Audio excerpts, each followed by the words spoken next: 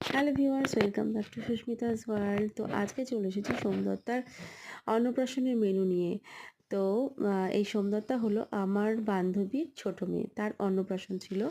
তো সেই অন্নপ্রাশনে আমরা পৌঁছে গেছিলাম, আমি, আমার সোনাটা আর আমার ভাই, তিনজন মিলে গেছিলাম। তো আমার হাজব্যান্ড যেহেতু যেতে পারেনি, ভাইকে নিয়ে গিয়েছিলাম। তো এখানে মেনুতে ছিল হচ্ছে মিনারেল ওয়াটার, স্যালাড, লেবু, এগুলো তো ছিলই।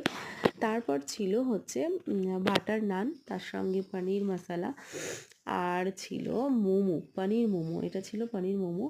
আর তারপর ফ্রাইড রাইস ছিল, তার সঙ্গে গলদা চিংড়ি মালাইকারি ছিল, আর সাদা ভাত ছিল, স্টিম রাইস, আর তার সঙ্গে শাক ছিল, শাক, তারপরে হচ্ছে তোমার চিকেন কষা ছিল, আর ছিল